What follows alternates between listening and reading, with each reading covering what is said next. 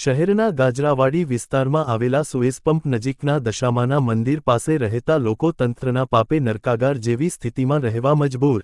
શહેરના ગાજરાવાડી વિસ્તારમાં આવેલા સુએઝ ટ્રીટમેન્ટ પ્લાન્ટના પંપ નજીક દશા માતાનું મંદિર આવેલું છે। અહીં લોકો રહે છે, છતાં અહીં ગંદુ પાણી છોડવામાં આવે છે, જેના કારણે સ્થાનિકો નરકાગાર સ્થિતિમાં જીવવા તંત્રના પાપે મજબૂર બન્યા છે।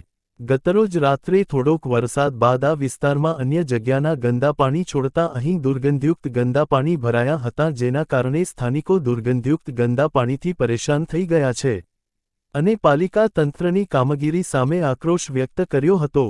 સ્થાનિક મનુભાઈ વાઘેલાએ જણાવ્યું હતું કે છેલ્લા 3 વર્ષથી આ સમસ્યા છે, જે અંગેની સ્થાનિક કાઉન્સિલરો, વોર્ડ અને પાલિકા કચેરીએ અનેકવાર રજૂઆતો કરવા છતાં આજદિન સુધી કોઈ નિકાલ આવ્યો નથી કે કોઈ રાજકારણીઓ, પાલિકાના અધિકારીઓ જોવા સુદ્ધા આવતા નથી। અહીં ગંદકીને કારણે લોકો બીમારીનો ભોગ બની રહ્યા છે, છતાં તંત્રના પેટનું પાણી હાલતું નથી।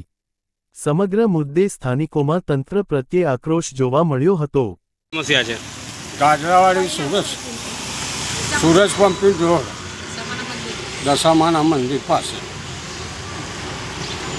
અને પાણી એવું ભરાય છે કે બહુ ગંદકી મારે છે અને કોઈ સાંભળતા નહીં, કોઈ કોર્પોરેટરો બી જોવા નહીં આવતા, સાફ સફાઈ નહીં, કંઈ નહીં। તો વારંવાર અમે જણાવીએ છીએ તો સાંભળતા જ નહીં, મોકલીશું, પછી કોઈ આવતું નથી અને ઘરમાં બધાને બીમારી બહુ પડી ગઈ છે। કોઈ આવતું નહીં સાહેબ, કોઈ જોવા। કેટલી ગંદકી પાણી તો જુઓ કેટલું ગંદાય છે પાણી। આની રજૂઆત કોને કરી હતી?